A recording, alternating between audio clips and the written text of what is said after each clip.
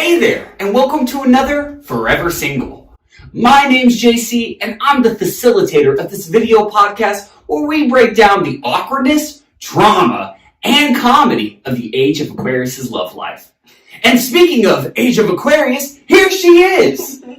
Hey everyone, it's Age of the Aquarius. I am so excited to be back and doing this. It's been 6 months probably since we filmed an episode. So we are back with another crazy story from my online dating life. And thank goodness, because I am greedy. I need to know more. And speaking of knowing a little bit more, what's today's episode all about? This story is called The Exorcist because we had someone vomiting, head spinning, running through my apartment. It was crazy. And also, this is a little treat because we're segueing into the girls that I have dated. Ooh, a little spicy. Yes. So let's go ahead and jump into it. First of all, where did you meet this individual who we're going to call Linda Blair? Very fitting for The Exorcist. She was lifted up. Probably Mohican was on the way. It was something else. All right, so to start things off, let's go ahead and get a little description of Linda Blair behind just what demonologists say.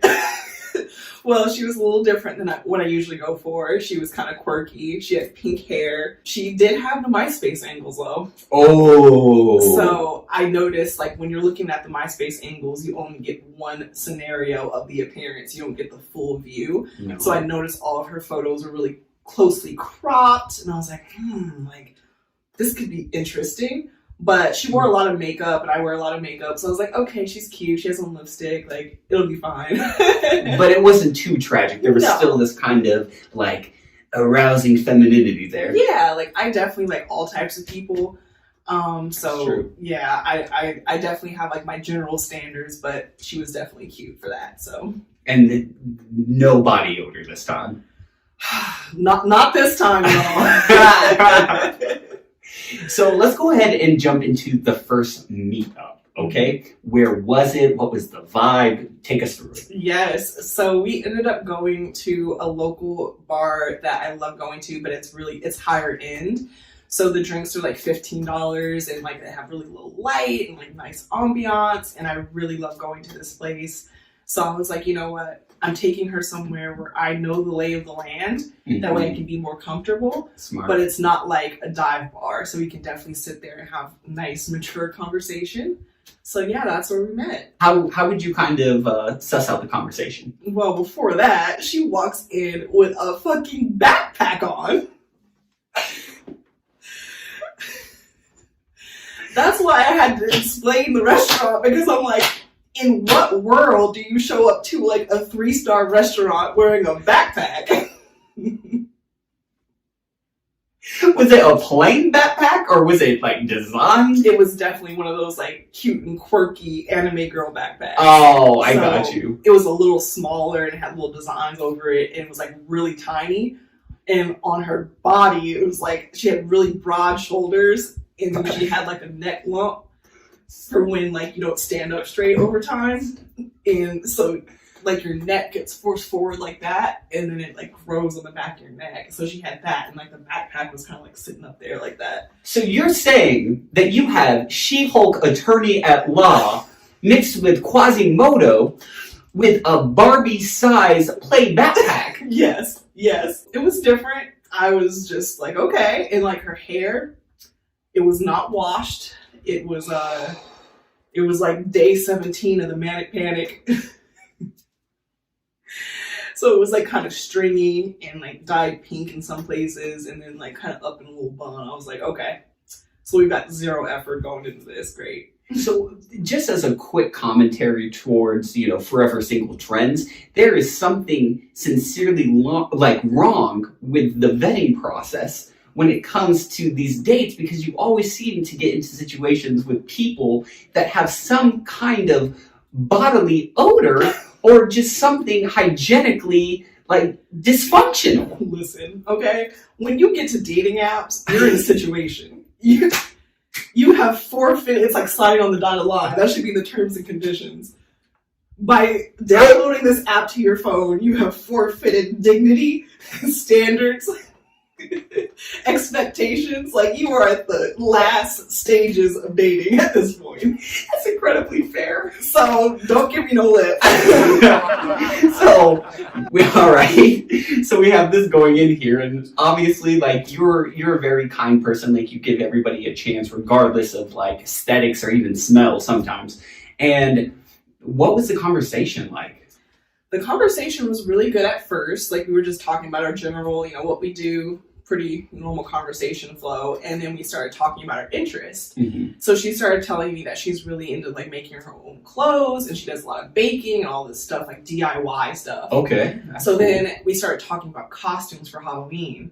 And she was like, yeah, I make all my costumes every year. Oh. I have a little niece, and I always make his costume. And I'm like, oh, like, I don't give a fuck. But she would make his costume every year, and she wanted to show me his costume. So I'm like, okay. So she pulled up a photo on her phone. She was like, this is this year, whatever. And she was like, this other year was way better. Let me show you a photo. And I'm like, okay. Then she couldn't find it, so she pulled out an iPad out of her backpack. Like an actual bulky iPad. A big ass iPad, and this is back in the day, so they were not a pocket-sized iPad. Dang, you open up, you can see the whole metadata. She pulls up this big ass iPad again in a 3-star restaurant. That's the point. If she did this at a dive bar or at a fucking Cane's Chicken Waffles, then it's like whatever. But we're in a nice restaurant and it's dark in there. No. So all you see is this big ass iPad, this glowing ass screen, and she's like, dee, dee, dee, dee. And I'm like, brought to you by IMAX. Like, what are you gonna do? You're gonna pull out a monitor and a fucking mouse now? What is this, the public library? So did she ever find the photo? She did. She found more than the photo. I watched little Joey grow up. She went back to his infancy, I'm not kidding, and started showing me every photo of that little boy. Oh. We were there for like an hour and I didn't talk about anything else. I just watched her show me different pictures. And she tells me a story about every picture. I'm like, I do not know this little boy. Like, stop. This is not relevant to getting to know you on a deeper level. Yeah, so it was a mess. Oh, okay, so you go through the hour of, little Billy growing up to, now he's in his adulthood. Mm-hmm. And what happens then? How do you end the conversation? Yeah, so at that point, I'm like, okay, get me out of here, please. And so at the time, I didn't work a 9 to 5, so I had the night off. And she was like, yeah, I have some stuff to do tomorrow, but I'd love to go back to your place and drink some more because I really want to hang out with you. And I was like, okay. I was a little taken aback, but I was kind of like, oh, wow, like, she's really interested. Like, why not, So we made a plan to go to Walgreens and get a few shooters for the night and continue our conversation.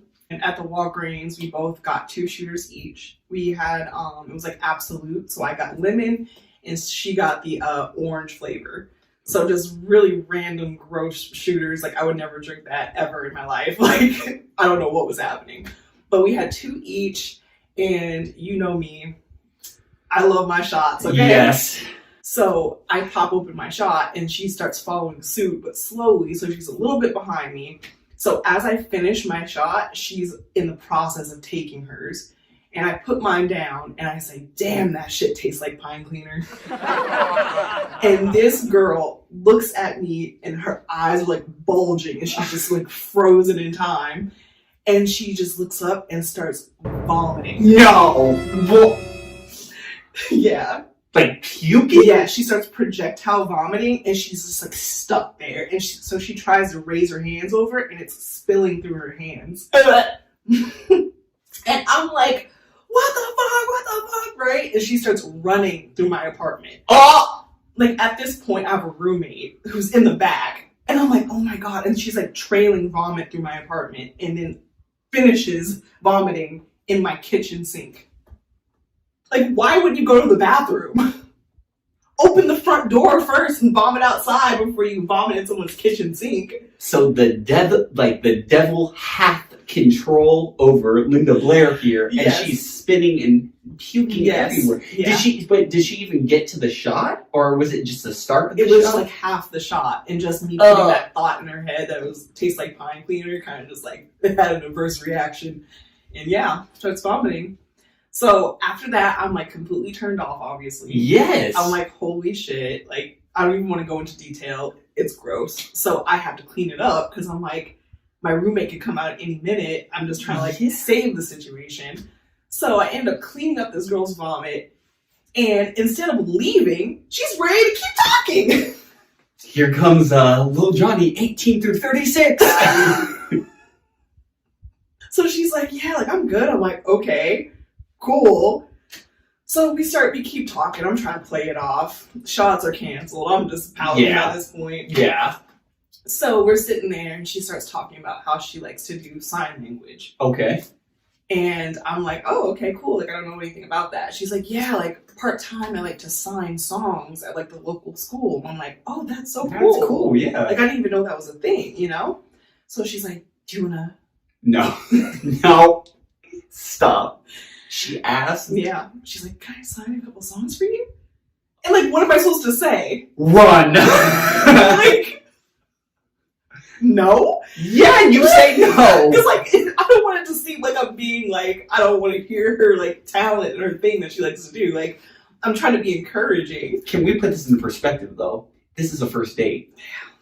She had just showed you her whole life story on a giant iPad, and then proceeded to take half a shot and puke all over your apartment. Yeah. And now she has rallied and wants to sing The Circle of Life in ASL. I wish you were kidding. She did 2 Disney songs. Stop. It's not even like Hotline Bling or something. We have Disney songs. I sat there and watched her. So she got all the way up and is standing in front of me. And she's like, da, da, da. And I'm like, oh my God. And it's not even like she's dancing or doing anything where I can be like, yeah, go. Like, it's like, no. Like, you should do an hand movement. It's like, under the sea. I was going to say disclaimer. I'm going to get so dragged for this. I have no, like, I love all people. I'm not saying anything about ASL. I'm just saying the fact that this is wildly inappropriate to be doing this on a first date. 100%. In general. Yeah, no, it's nothing to the ASL. It is all to the person perpetrating the action of performing Disney songs in ASL on a first date. Yes, and I'm trapped. Like, I'm at my house. Like, I can't leave. I was just like worn out, like my brain, like I was like, I need a break. I need to call it a night. So I finally got her out of there. I don't know how, but on the way out, she decides to try and kiss me. After throwing up. Yeah, but like unless you reached under my cabinet and got mouthwash, I'm pretty sure that's not gonna work. No fly zone. So I don't know what happened, honestly. Like I just glazed over in my mind, but I did not kiss her. Good. I did not kiss her. She had to go. What happened? What was kind of like did you see her again? What do you think? The answer is always yes. Yeah, I was having a really rough life out there. So she invited me to go walk in the park, and I was like, okay, this is safe. Mm-hmm. There's not going to be any traumatic injuries occurring or, medical situations. So we go sit on the swings, we're just talking, and she starts going on another tangent. Can't get her off of it. She starts talking about one of her professors at her school. Okay. And she's like in love with this professor is what I'm getting. But she went into the professor's life, the professor's love life. She's like, the professor calls me and we talk all the time. I'm like, she's like, I just find her really inspiring, and she's a lesbian, and she just got divorced. And I'm like, what the fuck is happening? Like, you absolutely love Joe Exotic, but you're not going to bring that up on a second date like crazy and talk about it for an hour long. I might. Maybe 45 minutes. What happened subsequent to this? So at that point, I'm like, this is not working. I know it, and it's now my turn to cut it off. Okay. But she still can't take the hint. So she starts texting me the next couple of days, and she's talking about baking a cake. Okay. for me. She's like, yeah, do you want a cake? Like, I can make you something. What do you like? And I'm like, kind of slow fading her out. Mm-hmm. I'm not responding as much. And then I just put on my big girl panties and I'm like, listen, Linda, it is not going to work. Like, I think we should be friends. Mm-hmm. Yeah. And how did she take it? She decides to try to flip the script and be like, yeah, I was really thinking that. That is my pet peeve. When you've been rejected, when you know you're about to get rejected, and you try to pretend like it was you who was about to do the dumping.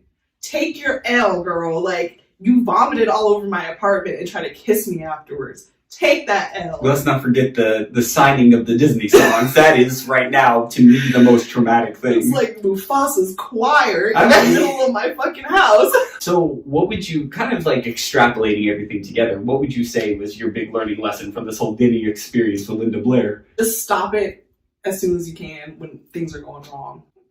I'm to say, and luckily you didn't have to call Father Mohegan for a blessing either.